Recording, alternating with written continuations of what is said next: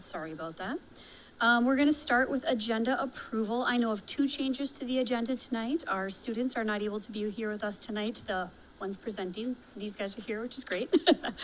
And also we're going to remove the resolution related to an abatement action item. Are there any other changes to the agenda that anybody knows of? Okay, can I get a motion to approve? So moved. Moved by Vlela, I heard a second over here. Second by Forsberg. Is there any discussion? All those in favor, please say aye. Aye. All those opposed? Motion passes. Moving on to some future events, please check the district website for a complete list of monthly events. Friday, April 26th, no school for students and a staff professional workday. Tuesday, May 7th, school board retreat. Tuesday, May 14th, school board regular meeting at 7 o'clock with communication to the board and administration at 6:45. Moving on to the consent agenda. Could I get a motion, please? So moved. Motion by Skelly, Second. second by McClellan. To approve the following items of the consent agenda. Minutes of the February 13 regular meeting and March 5th work session.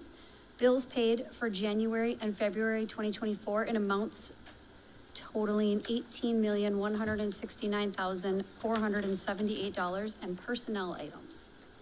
All those in favor, please say aye. Aye. All those opposed? Motion passes. Moving on to presentations, we're going to have a student presentation tonight, and those students aren't able to be here tonight, so hopefully we'll just be able to do that another time. All right, moving on to proposed property tax abatement presentation and a public hearing.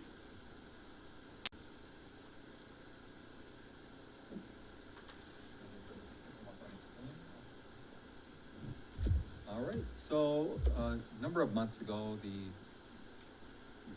try to advance this. A number of months ago, the city of Blaine approached the school district about a property tax abatement process to help fund an exciting development happening in the city of Blaine. And this, what an abatement is really a tool for governmental jurisdictions to be able to fund projects within the jurisdiction using anticipated property tax receipts.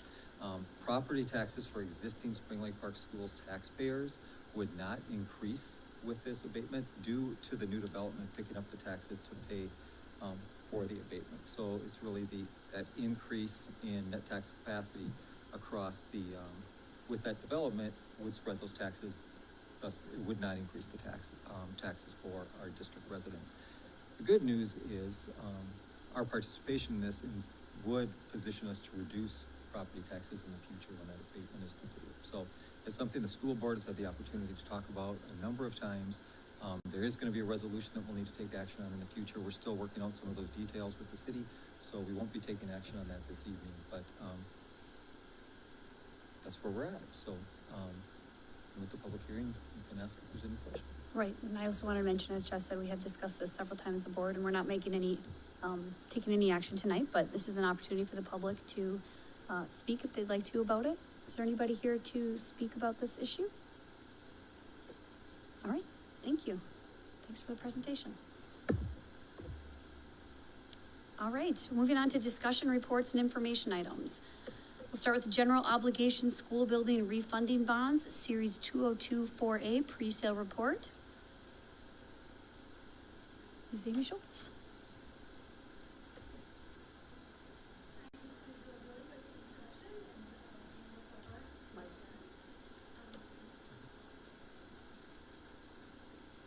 Is that better?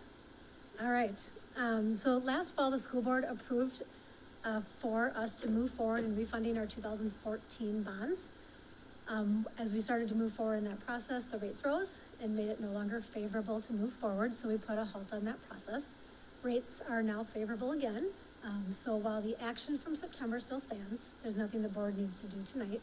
We are looking at moving forward in that process. And so with that, Erin Bushberger from Ellers is here to kind of walk us through the next steps and what that process will look like. So. Thank you, and thank you, Amy. So as Amy mentioned, we have a great opportunity now that interest rates have come down a little bit. So I think included in your board packet is our pre-sale report, which is something we typically do about a month ahead of the bond issuance process. So we just have a couple details to share with you. A lot of this comes from that pre-sale report in front of you. So again, as Amy mentioned, this is refunding the 2014A bond issue, which actually refunded your 2006 bond issue that was held from a referendum in February of 2006. And so this is our second shot at refunding, which is great. As a reminder, refunding bonds are similar to refinancing a mortgage, where if you are able to achieve lower interest rates, you go ahead and do that to save on the interest cost. So that's a little background related to that bond issue. So some of the factors related to this, so the 2014A bonds have a call date of February 1st of 2024. So this is a little bit different than a mortgage, where a mortgage you can refinance at any time. For a bond issue, in order to do a tax exempt refunding, you either have to do it 90 days before the call date or anytime after the call date. So as Amy mentioned, interest rates rose, so we held off on it, and so now we're after that call date and can go ahead with that refunding. A couple of other pieces, so the district will participate in the state credit enhancement program, and so what this does is the state guarantees school district payments. So that's a positive. Every district we work with participates in that credit enhancement program, and that was actually approved as a part of your resolution back in September. And then the district will request a bond rating for this issue. So as you can see, you do get the state of Minnesota's state credit enhancement rating, it's called. So that's at a AA1. And the district's current or underlying rating is currently at a AA2. And so we'll go through that process again with Amy and her staff. And again, that bond rating is similar to, I'm going to keep using the mortgage analogy, but it's similar to a credit score for a mortgage. So typically speaking, the higher your bond rating, the lower the interest costs. And so that AA2 is a real solid rating, and we expect to see that rating going forward. And then the final maturity of the bonds is February 1st of 2029. So we're keeping the structure and the length of the bonds the same as is the case for the 2014A bonds. And then as a reminder, all of these savings go directly to your taxpayers. It's strictly a reduction in the property tax levy, doesn't go in the general fund or anything like that. It's strictly in the debt service fund. And then here's just a schedule that we have put together. As Amy mentioned, you approved the resolution back in September. We're here in front of you tonight for the pre-sale report. You can see there over the course of the next few weeks, we're going to work with Amy and her staff to gather information, have that rating call with the rating agency. And then on the morning of May 14th, we'll accept bids for your bonds, and then we'll plan on coming to your board meeting that night to present the results there. And then it takes a few weeks to process all the paperwork. So the closing date is on June 6th. And then there's what's called a 30-day call notice to call those bonds. So 30 days out from June 6th is then July 11th, and we'll actually refund the bonds at that time. And then we'll be off and running with the new set of bonds at a lower interest rate. So that's just kind of a quick high-level overview of the pre-sale report you have in your board packet, but would be more than happy to answer any questions. Anybody have any questions? Just reiterate one more time, we're doing this to save money for our taxpayers, and, you know, so if we can make that happen, that'd be great. So we appreciate the report. Thank you. Absolutely. Thanks so much. All right, moving on to engaged and enthusiastic learners. Align the work of adults to continuously improve personalized instruction and responsiveness to meet our students' unique and varied needs. Dr. Hope-Brown. Good evening, everyone. Presentations coming up. Great. It was just a couple of months ago when I was here with a couple of our elementary science specialists reviewing the progress we made on one of our district operational plan projects specific to science and that key achievement point of science specialists. Tonight, we are here to talk about science again, but a different key achievement point within that project, and that is the results of our Science Core Resource Review for grades 9 through 12. Ann Enstad is here with me tonight. She is one of our continuous improvement and innovation coaches and a former rock star chemistry teacher in our high school. And she'll jump in just a little bit. All right, so after the revisions to the science standards were finalized through the Minnesota Department of Education back in 2018-19, we began taking steps toward full implementation of those revisions. And the timeline for that, as a reminder, was extended several years due to the pandemic. So you can see we've been working on this for a few years and have given a number of updates to the board all along the way. Most recently, last year, we completed the core resource review for grades K-8.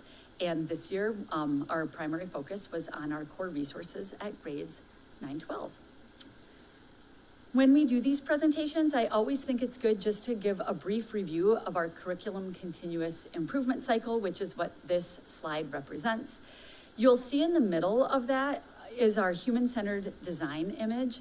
And it's just a reminder that through each phase of the cycle, we go through that process of discover, design, and deliver. So if you look to the left, the first phase in the cycle is to research evidence-based practices and study current practices. And we always start that cycle by looking in, meaning what are we currently doing here in Spring Lake Park?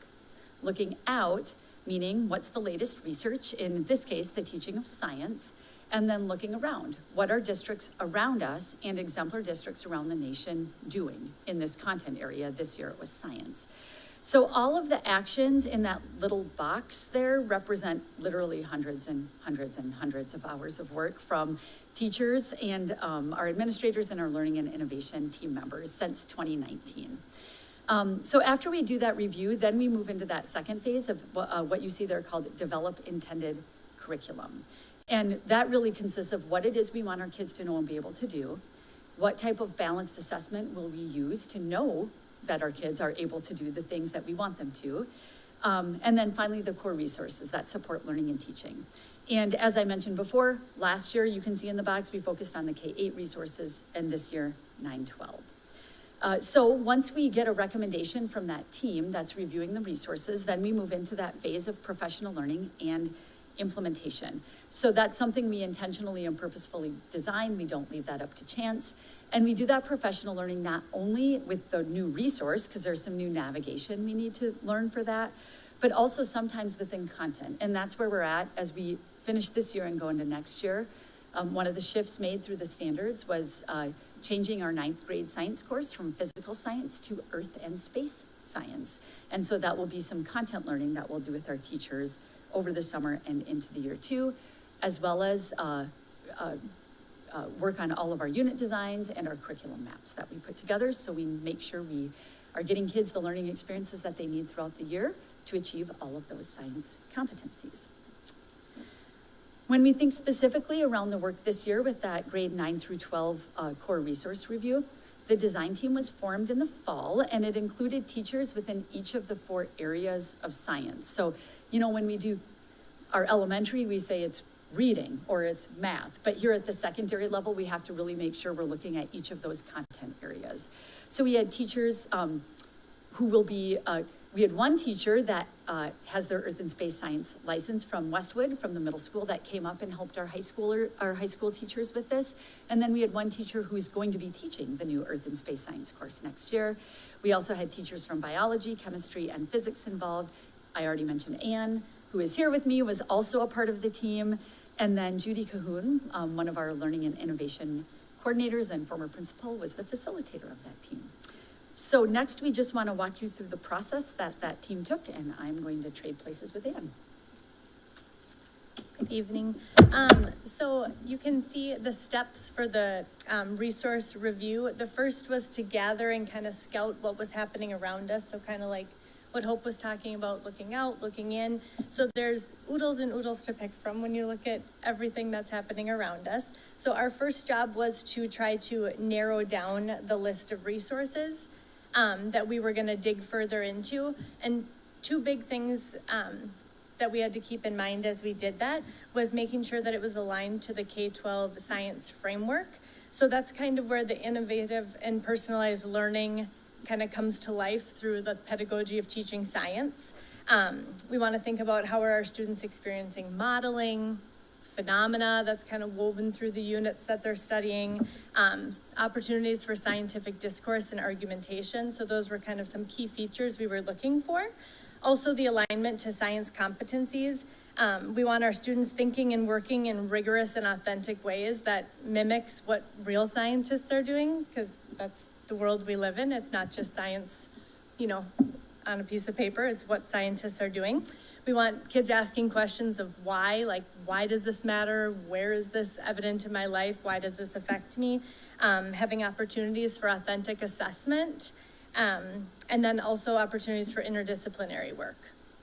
So the third part here was we completed a deep review of 2 resources. So after we narrowed it down and put it up against those 2 things that I talked about, we went deeper into our exploration of Discovery Ed Textbook and Savas Experience Science. Those were the 2 that we brought forward to the teams that Hope had mentioned, those content-specific teams. And the first thing we did when we pulled those groups together was to do a little bit of learning before we busted into looking at the resource. And we wanted to make sure that we did a little bit of leadership learning because we wanted something that was different, right? We wanted to be thinking about and teaching science in a different way. So we did a little work around something called confirmation bias. So when the teachers were looking at this, we're not just choosing things that already kind of match up with how we've been doing things, but looking for better and more innovative ways to teach science. We also spent some time reviewing student data just to get an idea of our current reality in our science courses and the current teaching practices that are being used to kind of see where we're at. And then finally, we reviewed some more work with that science framework because teachers had worked with that before, but it had been a few years prior. So we just kind of wanted to reground in their work with the science framework. We had the opportunity to have representatives from both of the companies come and meet with each of those little subgroups that was working. So it was great to pick their brain and ask questions that we had for both of those companies. So that was awesome. And then we also had a chance to explore the resource using rubrics for Spring Lake Park competency alignment. We looked at cultural proficiency rubrics. We looked at how it would be beneficial for our EL learners. So there were a variety of different kind of layers that we used when we were looking at this. Sorry. So the team recommendation actually is to go with 2 different companies for different reasons. So the 2 that we looked at, 4 different content areas. I'll just kind of give a breakdown of each one. We examined the content area in each, and then each content area kind of had their preference or what they felt was best aligned with their particular content. I firmly believe that all groups chose something that was robust and accessible for all of their students. Discovery Ed was the choice for Earth and Space Science. And like Hope mentioned, this is a new course for the 24-25 school year. And this resource was well aligned with our competencies and content. And because it's a brand new course, that was obviously a lens that teachers were looking at it through because that's brand new for them. So it was well aligned to the competencies. Physics also chose or would like to choose Discovery Education. We have one teacher that teaches physics at the high school, and she teaches applied, general, AP, ARC, so lots of different physics courses within her day. And she felt like it was a robust and rigorous resource that was accessible to all levels. So she could see all of the different physics classes she works with interacting beneficially with that particular resource.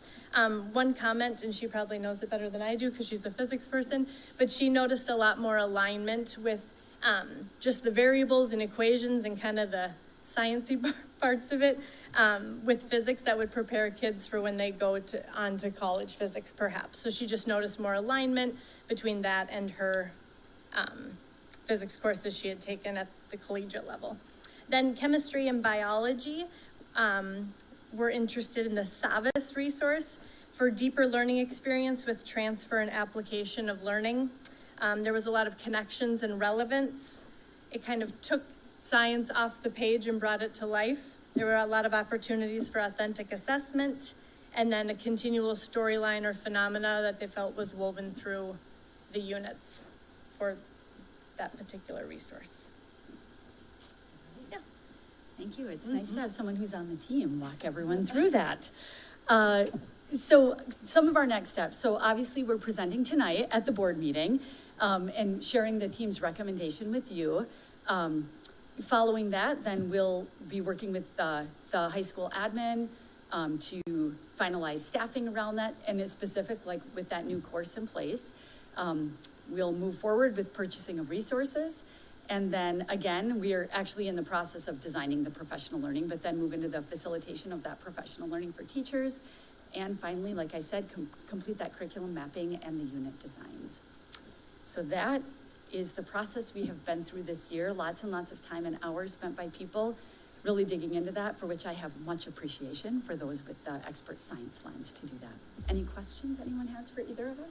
Let me just start before we get into questions, to second that. We are very appreciative of all the effort, and it's always amazing the amount of work that all of you put into choosing the right things for our students. And just an example of how our district likes to think whatever works best for students, like we're not just picking one company, we're gonna use whatever is best for individual classes, so that's great. Questions, comments? First, I'd just like to preface this. I'm sorry if you explained this in a previous meeting. But what is like the main reason for the shift for switching earth science and physical science? Yeah, great question. And yes, we've definitely talked about that over the last number of years, but maybe prior to you being in your chair right now. So the Minnesota Department of Education revises standards every 10 years. And so this last round, when they did it back in 2018-19, which was a long time ago, but because of the pandemic, there's quite an extension on that. Through the revision of the standards, they changed the sequence of courses. Yep, so there was a change at 6th grade, 8th grade, and 9th grade. All the other grades stay the same.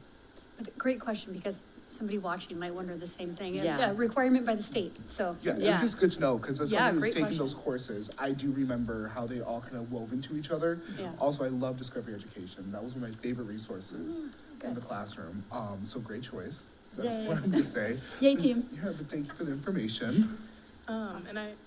Yeah? And I also had a question. So I know that some university level programs require a biology, physics, and chemistry high school foundational course. And some students choose to take that like physics foundational course in 9th grade with like physical science and things. So I was wondering with the earth and planetary sciences, is that going to meet part of that physics requirement, or will students have to take another physics course in their upperclassmen years?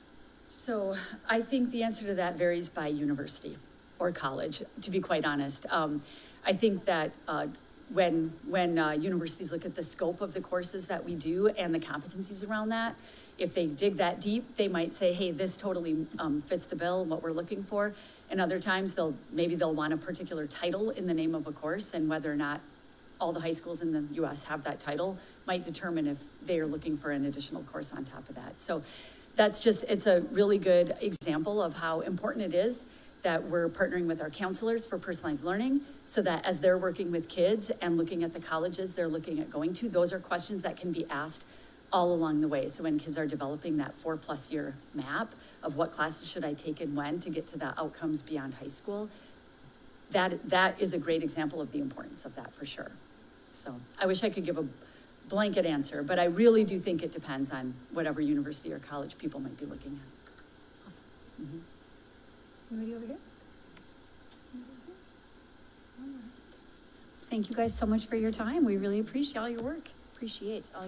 Gosh, use all the words. All right, moving on to effective operations. Improve our effective management of human, financial, and physical resources. Monthly financial report for January and February. Ms. Amy Schultz. All right, turn that on this time. So we are back after having a month break to do the monthly financial report. So this month we are doing both the months of January and February, and we will see the same reports that we see then each month with those. So starting with the treasurer's report, so you can see that we have receipts and disbursements are a little more than probably double what we would normally see in a monthly report due to both months being combined. So on the receipts are kind of right in line with what we would typically see for 2 months worth. The disbursements are higher than what we would normally see. That is due to, after a lot of debt talk tonight, our debt payments are due February 1st and August 1st. So we are required under that credit enhancement program that we heard about earlier to make all payments 3 days ahead of time. So they were actually paid in January.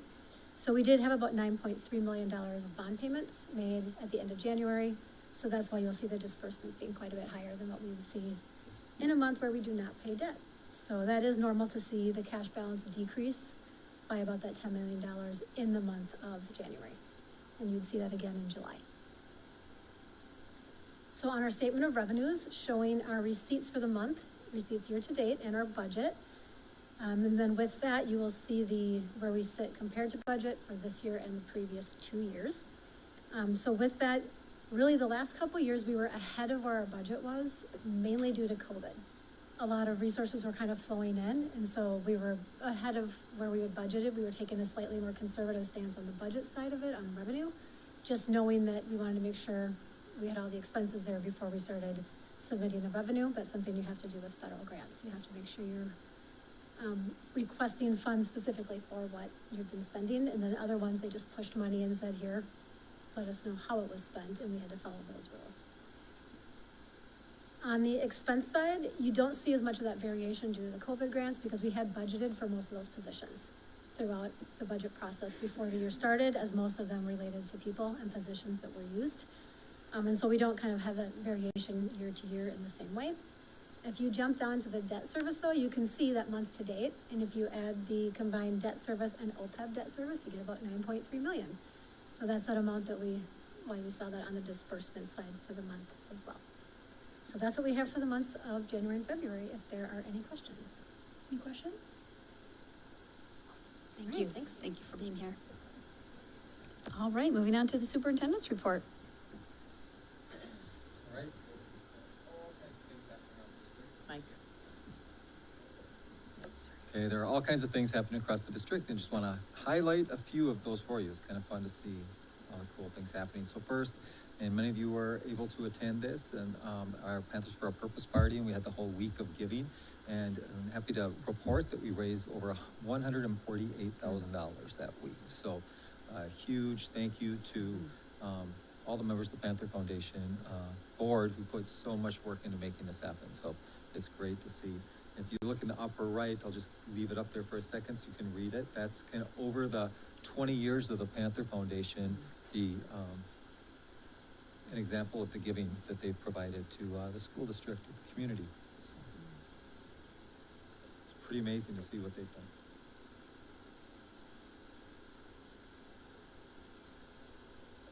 All right, so I'll move on to the next one. So again, all kinds of winter athletics and activities.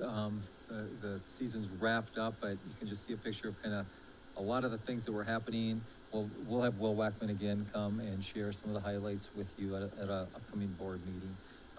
Our activities director for those who may be watching. But you can see some of the highlights there on the left. Just there's some of them, and take a moment to see the pictures of. It's always fun to see the kids in action, and I think again it's athletics and activity because you can see just in the pictures there the wide range of involvement kids have. So. And those two pictures, in case people aren't aware, that's our curling club on the left and our OEC Opportunities in Emergency Care competition team in the next to the right.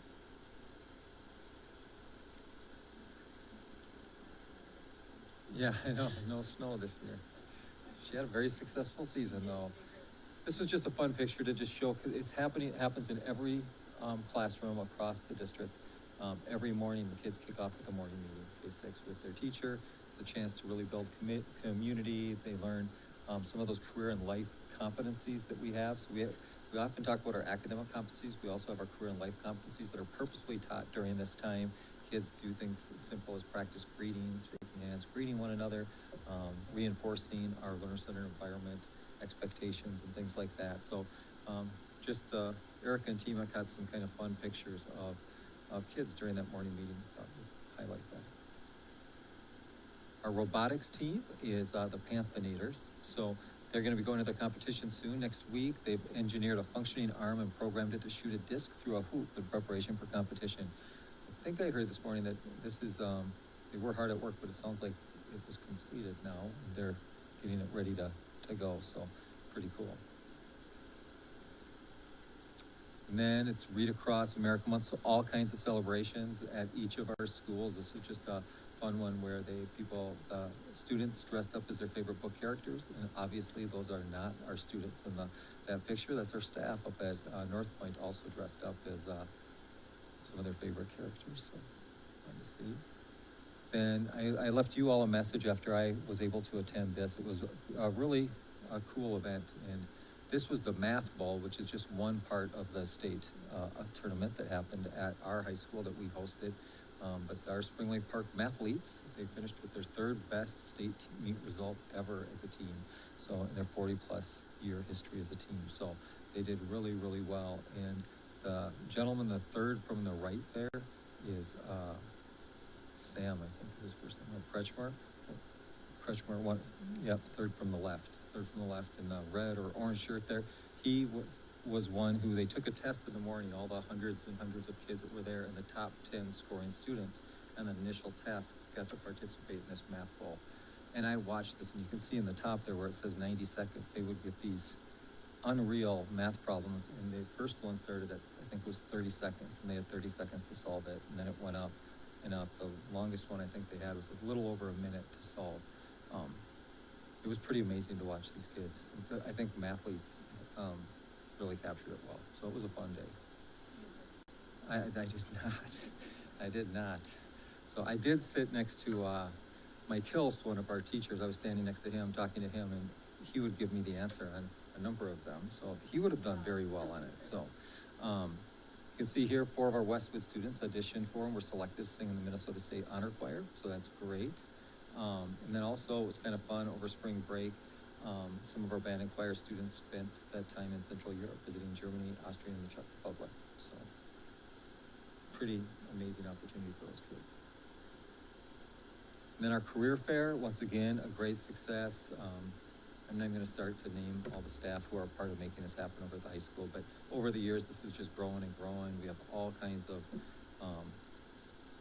businesses, organizations from throughout the North Metro and really the entire metro area and state coming in and talking with kids and really giving them a chance to learn more about opportunities within their passion areas. So it's a lot of fun to see.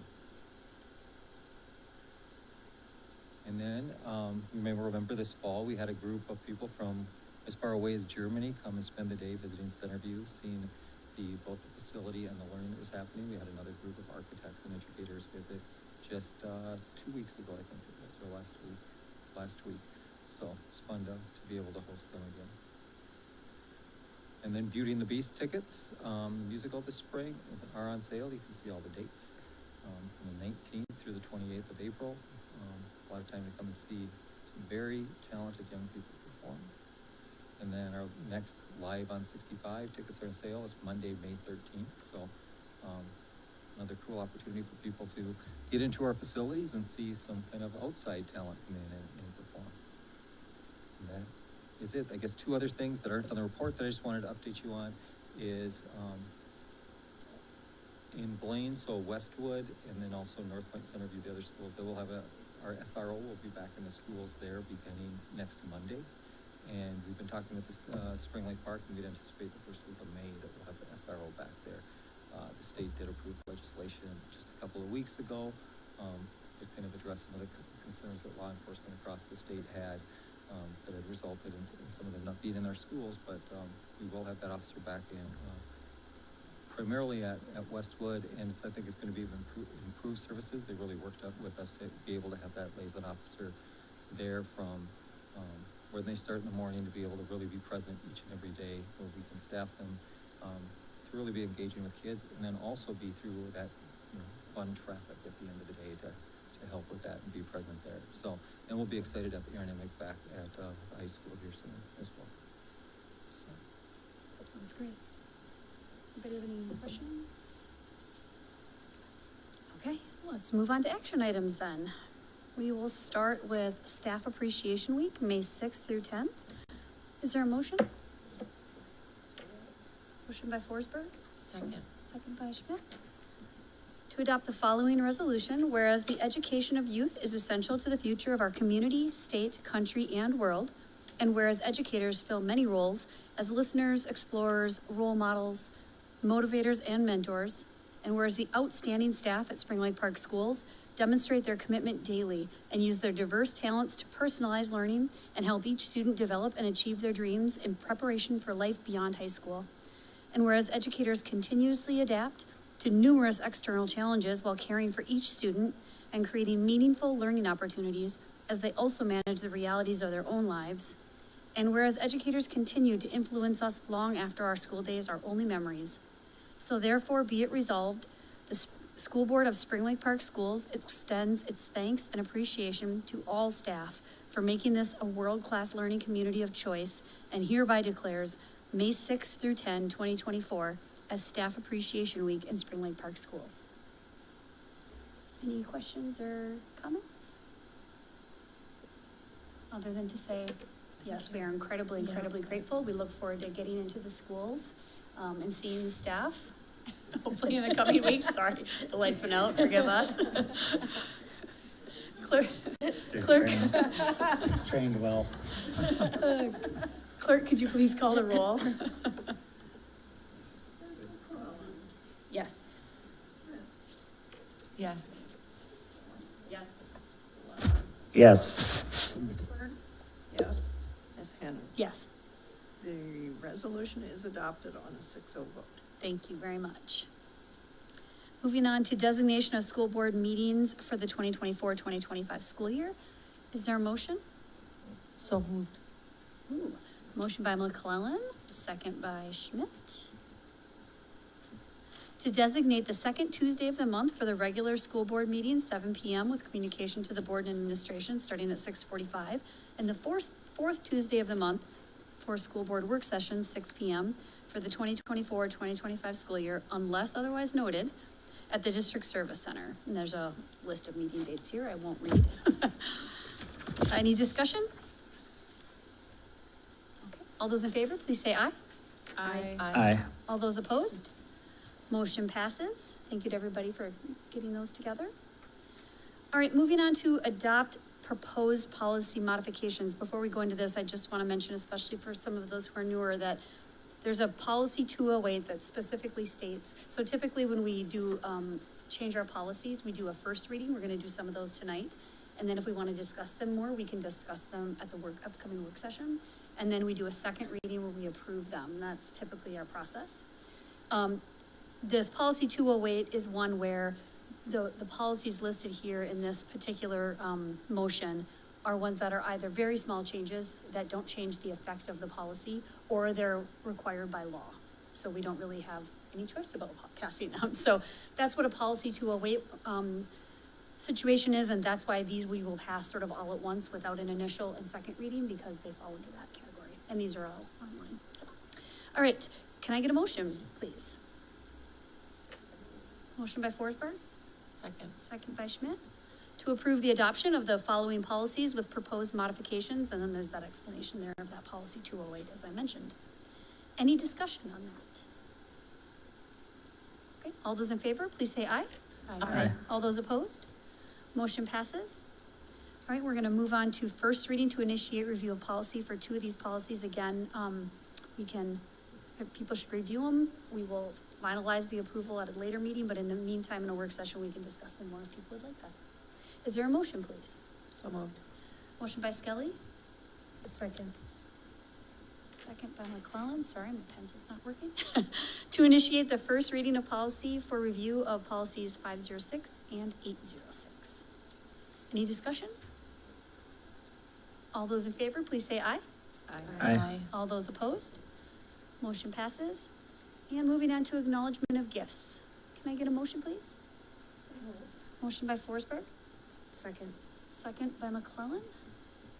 To approve the following resolution, whereas School Board Policy 706 establishes guidelines for the acceptance of gifts to the district, and whereas Minnesota Statute 465.03 states that a school board may accept a gift of real or personal property by the adoption of a resolution approved by 2/3 of its members, therefore be it resolved that the School Board of Spring Lake Park Schools accepts with appreciation the gifts as shown, which are on the board. And those are, oh, here we go. As always, we are very, very grateful to our very supportive community. Any other discussion? All right. Yes. Clerk, could you call the roll, please? Ms. Kelly, Yes. Ms. McClellan, Yes. Mr. Boella, Yes. Schmidt, Yes. Ms. Forsberg, yes, Mrs. Hannah. Yes. All right, It resolution is is adopted on a 6-0 vote. All right, thank you. All right, we will move on to board forum and reports. We'll start with our students. Thanks for being here.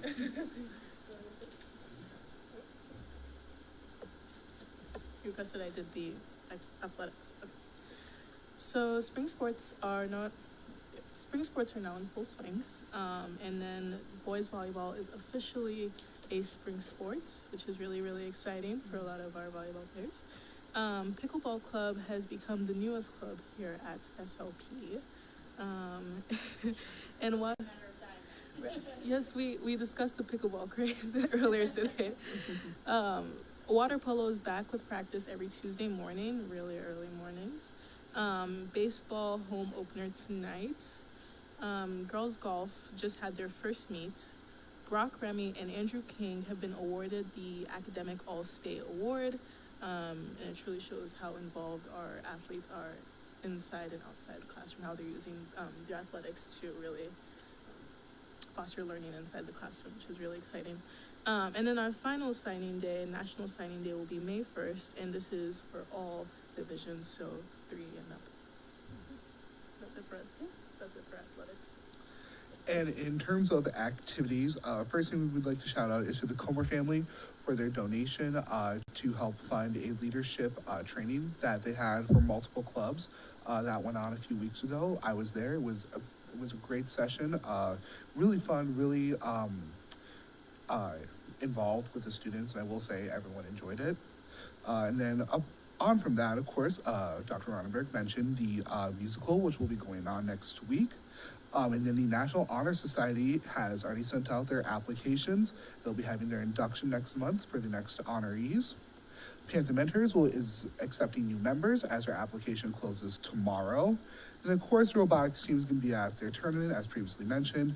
Prom will be on May 11th, really exciting for all of our upperclassmen. And then Student Council just got done hosting our second of our semi-annual blood drives. And then also with that, me, Evan, and Anhinye are ending our presidential terms very soon, as we will be having our elections next month. And we're going to start rolling out our introductions to what our roles will be to our members.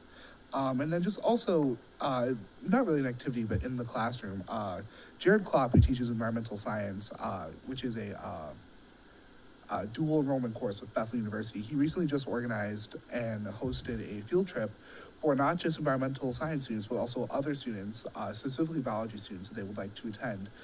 We all went to the University of Minnesota, and we talked about invasive species, and also went to the Blaine wastewater treatment plant, which is really a really fun way to apply our learning as students into the real world. So just shout out to him for organizing that, because it was one of the best field trips I've personally ever been on, and everyone else enjoyed it. That's wonderful. Thank you. Thank you for sharing that. And just one last Yeah. thing. So speech finalists have moved to state competition, which is Reagan Badinsky and Sophia Paris, two very, very talented, Wonderful. speech Yeah. people. I love the shout outs. That's great. Good. Thanks, you guys. All right. Anybody else have any reports? I know that over Oh, yeah. spring break, it was an adventure for the band kids too, with their flight cancellations and then bus fare that I think affected the principal that was over there too, right? So they made it through, and I talked to some of the kids too, and they said it was still an awesome success and they loved it. So I know, it's like, oh, that's great, but what an adventure. It's the truth about travel, right? You gotta go with it. Right, yep. I know that the DECA did place third on one of their categories at state, and that means they are automatically eligible to go to nationals, so they'll be going to nationals in the end of the month. And then because of how the DECA program works and the amount of engagement that they have at a chapter level, they had room for 4 people to go to the 9th grade Thrive Leadership Conference. So there's 4 9th graders that got invited to partake in that as well. So Great. 6 people going to California in the end of the month. Awesome, that's great, great opportunities. All right. And then, sorry, just Yeah, one go more ahead. thing with the mention of DECA. Our OEC program also went to the hosted competition and placed, like literally 1, 2, 3 in every single category. We just placed first, second, and third in every single category, which is really exciting. Wow. As we got that news earlier today, earlier today. I continue to be so impressive. And I guess one last thing to add, which is something I feel like I should have put in there. FCCLA, the chapter which I was the president of last year, they are at their state conference where they will be competing in multiple competitions, which is really important because Spring Lake Park as a chapter, we've been very popular when it comes to competitions. We've placed national multiple times, so it's nothing new for us, but it is just something I'd like to mention because the people who are in that club, they work very hard for what they do. Yeah, we don't want to take it for granted. Good for them. That's great. That's great. Anybody else? I love it. Marilyn, you must have something to share. You think?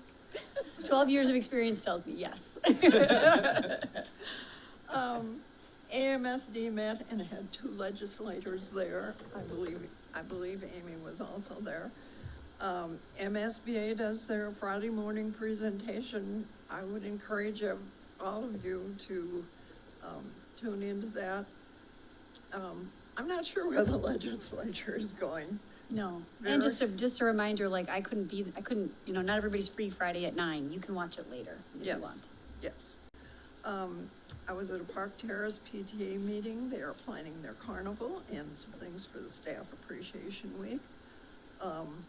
Kind of a personal thing, I had lunch with former Superintendent Don Helmstetter, and although we don't see him, he is still very interested in what is going on in the district. 916 talked about long-term facilities maintenance, and that is monies that flows through each of the 13 districts. And I was very pleased to brag about the Panther Foundation and raising the $148,000. It is the most successful, or some districts don't have, but we are the most successful of the 13 districts. Nice. Way to go. Way to go. Little clap for Clean. It's awesome. I know it's a lot of work for everybody. Thank you for that. I went to the North Point PTO meeting last week, and they had a teacher presentation about kindergarten, which is always fun, but they also, I was just, I think this is probably true of all the PTOs right now, just really gearing up for all the exciting things coming in this spring. They have carnivals, and they have 4th grade track and field day, and field days at the school, so it's just a really exciting time, and transition days, and exciting time in all the schools, so it's just fun to hear about it all. All right, anybody else? Okay, let's move to adjournment. Is there a motion? So moved. Motion by Forsberg, Second. second by Schmidt to adjourn the meeting at 7:48. All those in favor, please say aye. All those opposed? All right, motion passes, and then the meeting is adjourned. Although stick around for 1 second, please. One other update for you. So